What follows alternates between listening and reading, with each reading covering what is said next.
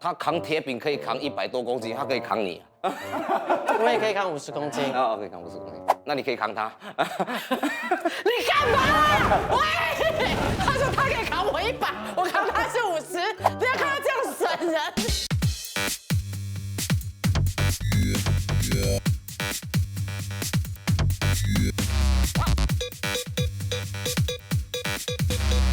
全听你说。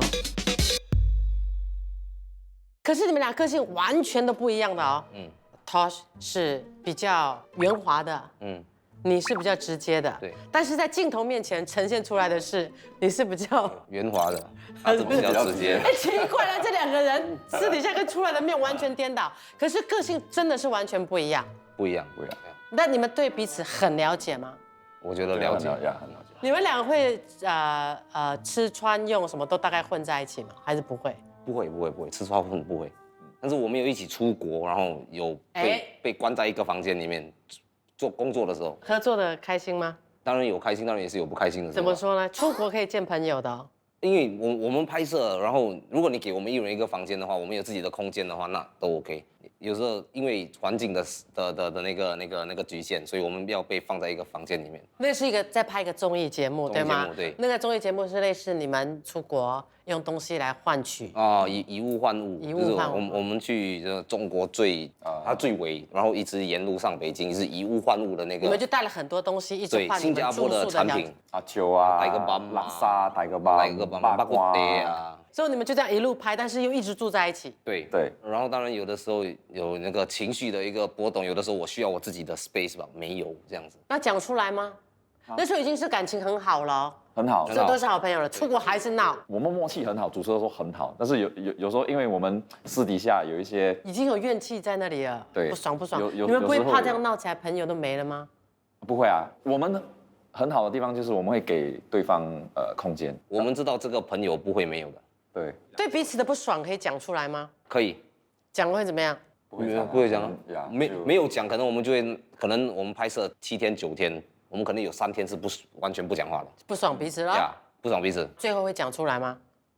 最后我们会聊啊，会气到3天不讲话，一定是Somewhere你的个性是我那个点我不喜欢。不是气到3天不讲话，是觉得那3天还是不要沟通比较好。只是 camera 要 roll 的时候，我们才拍一下，才拍 OK，然后做 camera cut，我们就做自己的东西。不假吗？这样不会啊，因为我们了解这个是我们的相处的模式，那个 transition 这样子呀。然后有任何的误会跟摩擦，事后都不用解释的，过了就算了，不要去讲。工作上的这些东西不用，没有关系的。那私底下呢？私底下一定要聊。以前我们2个有吵到打起来的。打到乒乒乓乓还是蛮乒乒乓乓的啊，因为那个时候蛮乒乒乓乓的。但是我们打到一半，我们打到累，看住对方，我们就 OK 回家，不要我们给彼此一点空间。所以朋友之间出手 OK 呀？那时候我蛮伤心的。我发现到你跟朋友吵架的时候，还是分的时候，是跟好像女朋友分手的一样的感觉啊。对。那个时候我有那种感觉，好像我跟伟良是不是不可以做朋友了？没有兄弟交了。因为之后他也没有找我，我也没有 message 他，然后我们就1、2个月完全没有说话。但是我每天都在想他，看，来他是不是还把我当 bro 这样？还是有人会想我的，你不要看我长得很难看这样。我没有跟他讲过这个东西啦。你有没有想着他那2个月？有啦。你不要没良心啊！我一直在想说我们要怎么样解决这个事情。这个东西弄得有点尴尬，我们要怎么样用最好的方式、最简单的方式去平息它？所以一直都在想。对，兄弟来的这个朋友我不会不要交。2个人如果发生事情，谁会比较容易让步的那个？不一定说是谁会先让步，但是他是那个比较 soft 的，比较软的。你是比较硬我是那个比较。如果我觉得东西错就是错为什么你觉得他的是 OK 的吗？你听他的吗？听伟良的吗？有时候我会听他的，但是有时候我如果我觉得不对，我就依照我自己的做法来做。他了解我，他懂我，很有自己的想法。虽然有时候他可能不同意我的做法，但是他还是我就会讲。你做这个东西，我就会讲，到最后你是怎么样做，还是留给你决定。所以伟良的这些话跟伟良的他，因为他比你年长嘛哈。比我老，比我老，可以这样讲。他长得比较年长，我比较年长，呀，他是长差几岁？2岁吧，2岁。伟亮的什么东西让你听得进去？跟他的做人处事，为什么你会去选择听取他的？他有很多经验，他从小到大，他有跟我说过他以前的那些故事啊，他经过的东西，在他的人生真的是很不容易，很不简单。所以他给他感觉就是阿边啊，应该是很厉害的一个人。他私底下是一个很圆滑的人吗？是，然后他是一个很体贴的一个人，但是也会心直口快那种吗？就脾气也很冲。也会。我觉得伟良是2个 extreme 的呀。他有时候会脾气很不好，但是他有时候很感性，很体贴，很照顾人。所以我就说聊出来之后，我就觉得看他们完全都不一样，怎么变？你们俩怎么变熟的？音乐，共同的语言是音乐。对，你是歌台本来就是，但是你是另类音乐，嘻哈音乐。他以前是 B-boy 跳舞的那个脚踢来踢去这样。你接受他的音乐吗？其实以前我没有听福建歌之类的，但是我就是认识他之后，然后他会介绍我几首歌，然后我去听，我觉得蛮好听的。其实没有那么欧边的感觉。你听得懂 Tosh 的音乐没？之前是不太懂啦呀，不能一直念不懂念什么呀。后面慢慢的我就比较 OK， 比较可以接受。所以你们俩就是因为音乐有共同的语言。因为梁导本来叫我写《A Boyz II Men》的主题曲，我怎么会写？我只会唱，我怎么会写？然后我就知道他接触嘻哈的音乐就是很深，然后我就跟他讲说，梁导叫我写，不然你写。我跟梁导说，就讲说叫你写，你可能比较有概念，讲写歌。从那个时候开始聊起。哦，就那个时候音乐，所以你们创造了多少？哇，我们创造阿伯里面你们创造了几首歌啊？是有四首，然后4、5首吧。Lion Man 也是有总共应该有10多首吧。然后讲到就刚刚你们讲说2个的个性完全不同，但是你们2个人也走到人生的低潮过，就是很迷失。Tosh 是在什么时候？是不是我上一次看到你的时候16年、17年应该是。可能就是那个时候看到他。你看到他是我们一起上节目的那时候吗？是那个时候吗？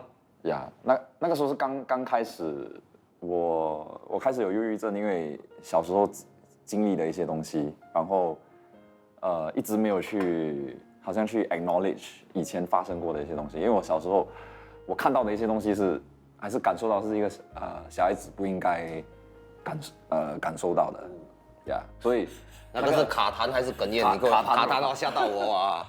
当时我家里的环境不是很好，然后爸爸妈妈一直吵架，然后吵得很僵，然后也有进医院啊之类的，所以我每天回家就是处于在一个很害怕。然后我有一个妹妹嘛，然后她就是很怕，她比我小，她会哭，所以我感觉我不可以我一定要坚强，因为如果我不坚强，我妹妹哭，我妈妈哭，我爸爸也是在一个不好的状态。如果连我都 break down， 我整个家就会垮。所以当时我就一直告诉自己 ，OK， 你要坚强，你要坚强。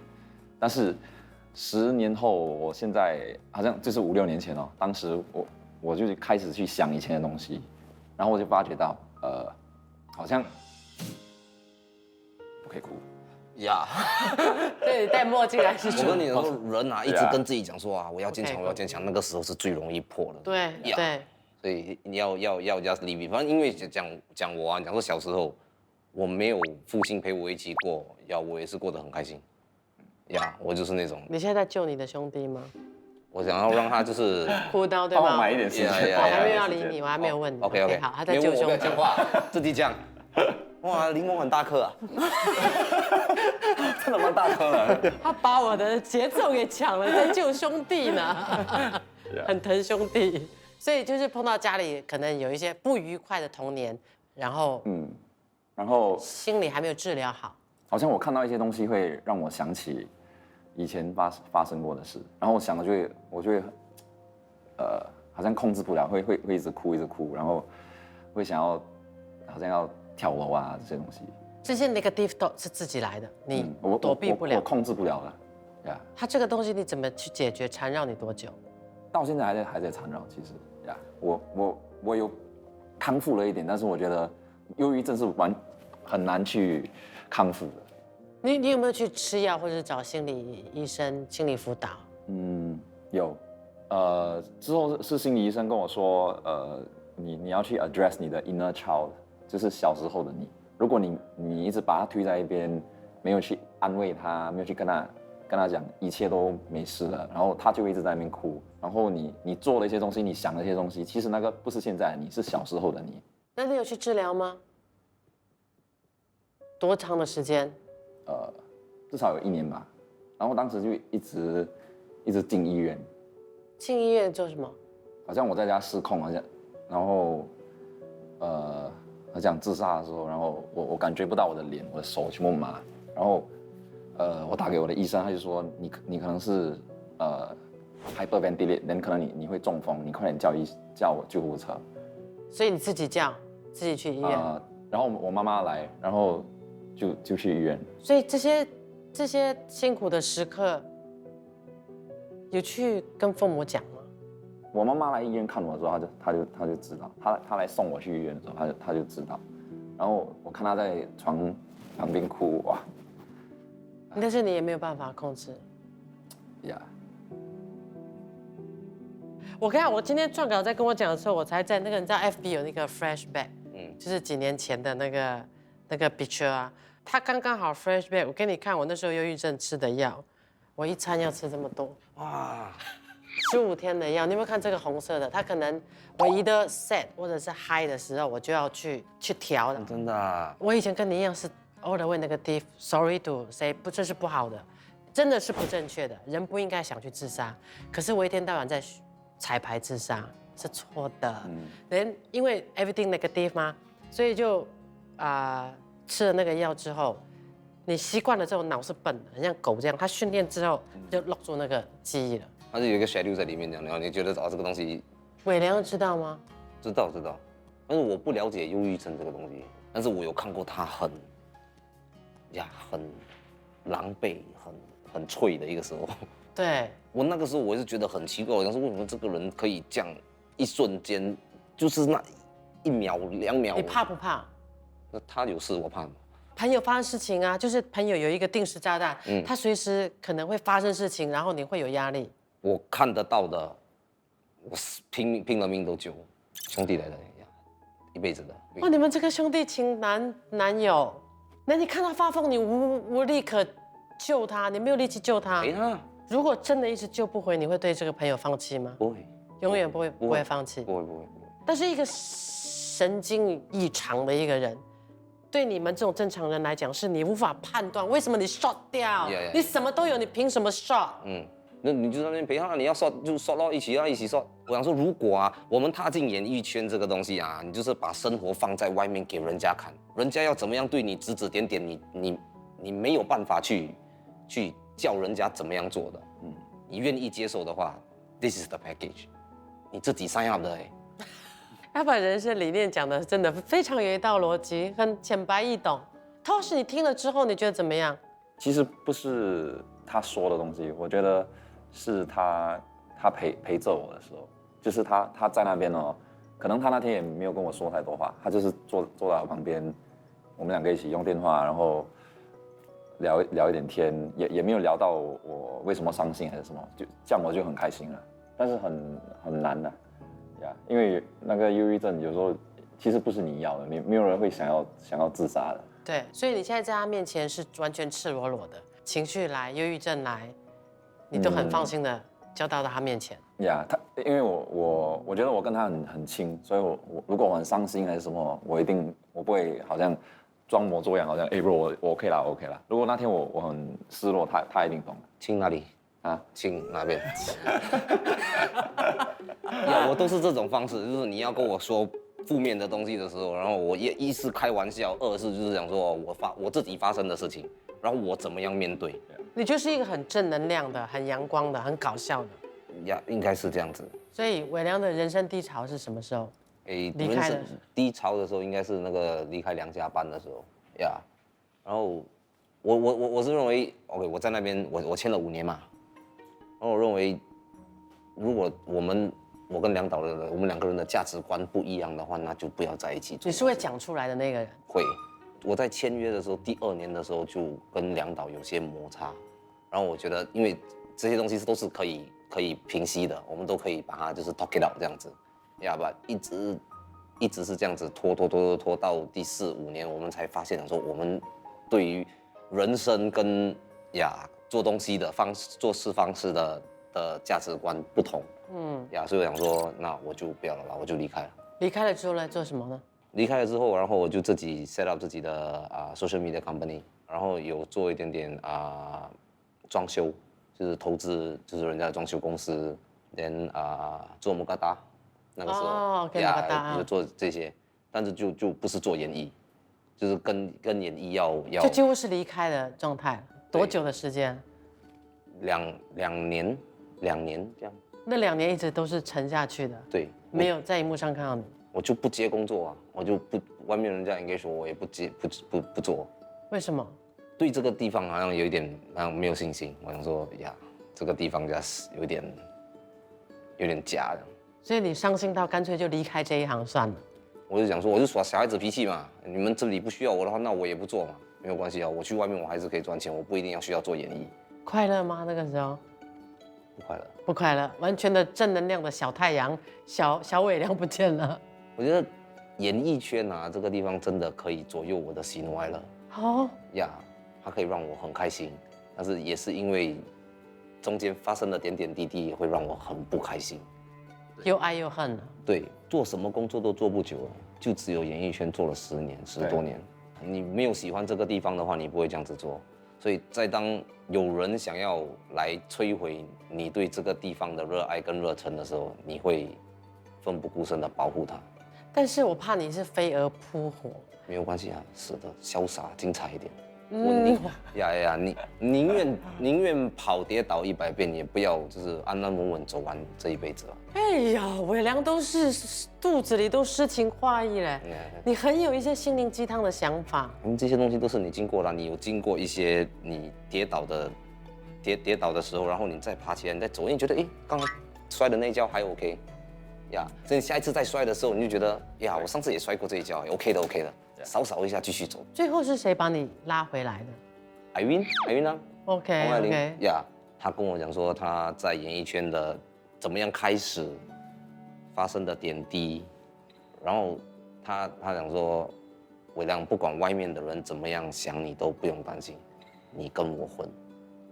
在那个时候我就开始好像看到一道光，然后说哇，演艺圈也不是我之前想象的，就是每一个人都这么坏，所以就给你看到了一线的希望。对，好像我怎么样安慰稻香，那 Irene 就是我的那一道光这样。可是你在最 sad 的时候，为什么你都不会去找陶山？因为我一直觉得我是他的彼了，他不需要是我的。那你会很无能为力吗？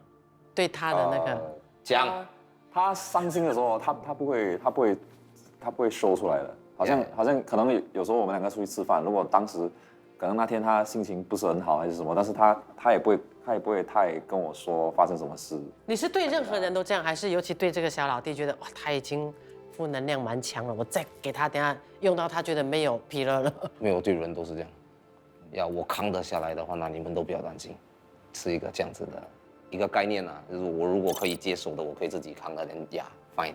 你们不要来为我担心，我怎么样都会过的。你书读不多，但是人生哲学还有一些至理名言挺不错的，包括你在社交平台上面的一些文字，我真的从很好笑到觉得，哎呀，这个瓜真的是文学不错哎。真的哈，你有看他，不论低潮或高峰，经络爱舞轰。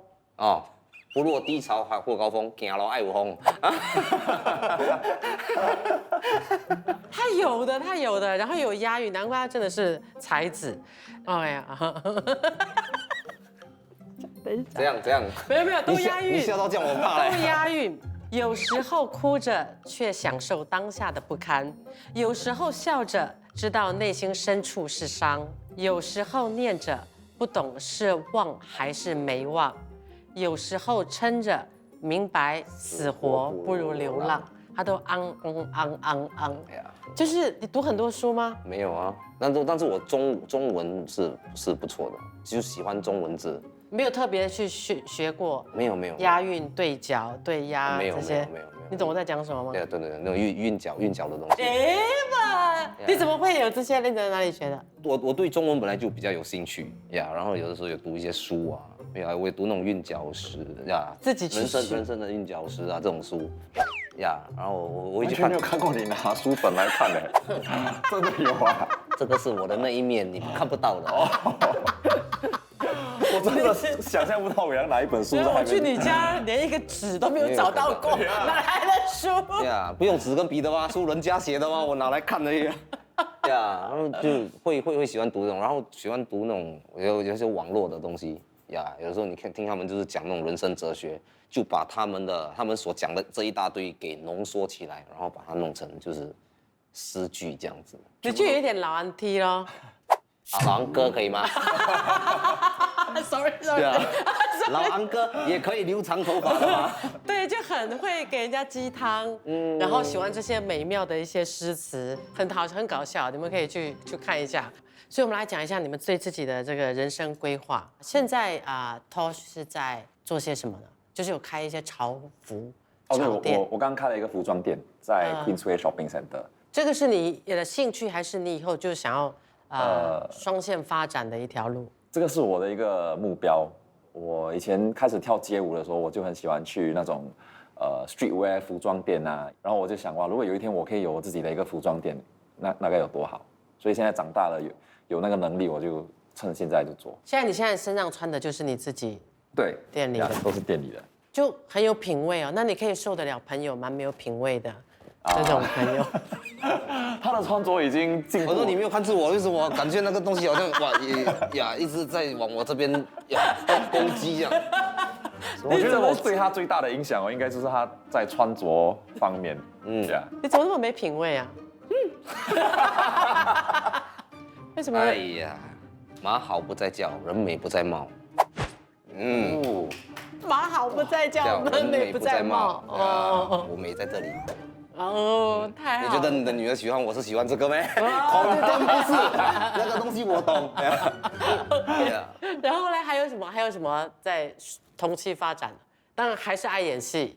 音乐方面哦，我其实现在有10多首歌都还没有拍 MV 的，都是写好了，所以接下来会出 EP 啊之类的。所以你对本地的歌坛还是很有希望，还是有？对，我觉得我们是新一代的这些音乐人，好像要代表以前新谣那些年代的那些，我们要带着那个精神继续下去。所以你在音乐方面，你最厉害的是哪一部分？拍你也可以，编曲、作词、填词，rap， 要做到完哦，一个人做到完。但我最喜欢的是表演那首歌的时候，因为在台上我在表演的时候，我是完全不一样的，完全我很放的，很 attitude 啊，那首对不起。很 attitude 啊，完全都看不出他。那首歌本来是很 attitude， 你刚才这样讲，完全没有。然后呢，伟良呢？你的将来的发展希望寄托在哪里？音乐吧，我是帮人家，我现在在帮人家制作音乐，培育新人。不敢。唱片公司老板、MV 老板、agent、艺人管理。你现在说的这些东西都是一个梦想。现在已经有了，你就勇敢讲啊！我现在在做的当中，这样有赚钱吗？不赚钱，亏，还亏，一定亏的，那种是一定亏钱的。但是到最后你找到了正确的方向，还是你带了那几个艺人的，他们是很有兴趣想要做的，想要往这个地方发展的，那个时候可能就可以慢慢赚一点钱。赚一点钱？对，我只要不亏，我就当我赚，因为我买到开心，我买到这些人想要用热忱赚钱的那个梦想可以实现。可是你这个账单会很高，会很贵，我卖房子，我把这些我这几年买来的房子，我这几年买来房就是 more than one 呐，哇，你有几间啊？3间。哇 ，Jenny， 我今天还要跟你说，那一间是3间。这几年买来房子有语病还是真的 more than one 呢？厉害！我们还在想，你要卖房子，那卖完了你去 studio， 他有卖2间的机会，他还有1间。我全卖。你要全部？我要全卖，就是全部我都不要。就为了要维持那个音乐梦，跟栽培本地新人。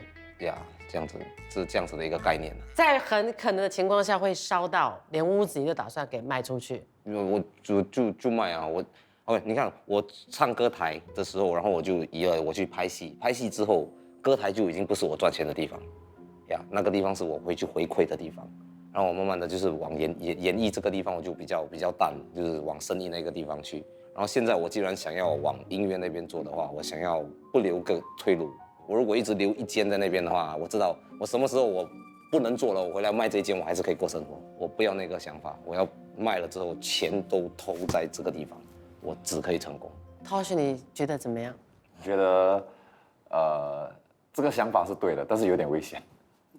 呀，你也懂哈？很多人想要走音乐梦，很多人想要做歌手，很多人想要靠音乐赚钱，但是他们不懂得怎么样走那第一步。我希望我这个地方可以让你们走出那第一步，让你们看到音乐有光，然后你们才有信心的往下走。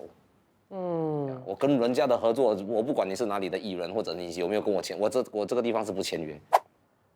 哇，呀，我不需要。你要小心一点呐。呀，小心一点，走的就可能有点畏畏缩的，我不要那个东西。我输的话，最多是输房子，但是我买的怎么样都买5年的快乐。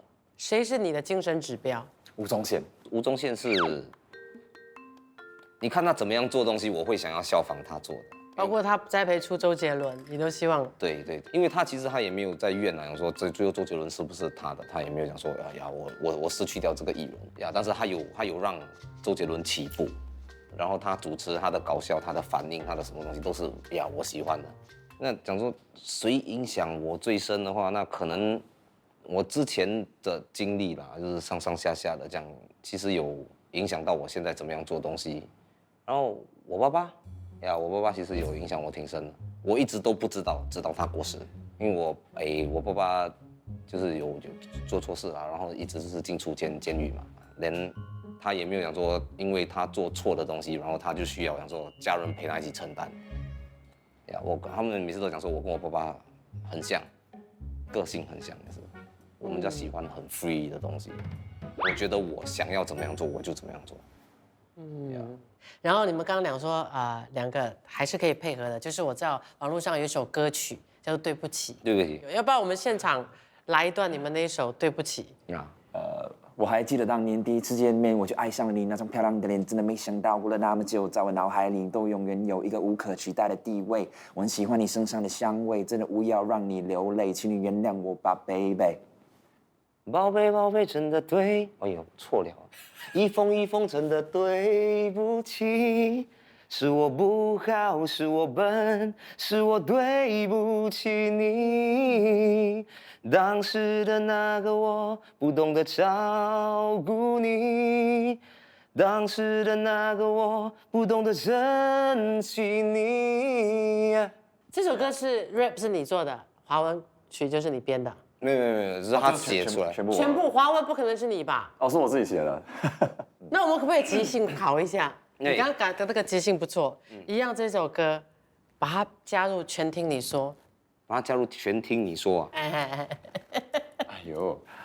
What check 2 1 2 This is Wei Liang and Tosh This is how we do What check 2 1 2全听你说 This is how we do Yeah 可以啊。他可以的，他现场可以。你叫我现场想的话，我头脑空了。我觉得在这边他们已经让我们展现到看他们这个兄弟的情谊。最重要的就是我们看到当年的阿 boy 现在已经可以独当一面的男人，而且这一路上他们虽然跌跌撞撞，曾经否定过自己，也让自己深陷过泥沼。可是我觉得最重要的就是呢，这一路走来，你们收获的是一辈子的知己，让我很感动，胜过所有的荣华富贵。这份情真的是很难得，所以制作组呢特地给你们准备了一份礼物，哇，这个很可爱，礼物轻轻意重，就是节目送的。这个是给你们，可是你们应该会音响可能不到顶级的位置，但是希望以后你们可以互相把歌曲音乐送给彼此，也是很 cute 的一个东西。可以播歌、录歌，彼此唱歌给彼此听。谢谢 Tosh， 谢谢伟良上我们节目，谢谢你们，谢谢。吃一点了吧？好。是不是歌手？会不会用麦？不会用麦，放旁边，不要动。你不是想做访谈节目？对啊，良心发泄，你是全听你说啊，我是良心发泄。我最开心的是陆江大哥还有里边他们跟我讲，其实你的华语没有这样烂呢，不懂为什么传说中好像讲到很烂这样。我真的觉得他不错，伟亮教的好。哎哇，终于，哎呀。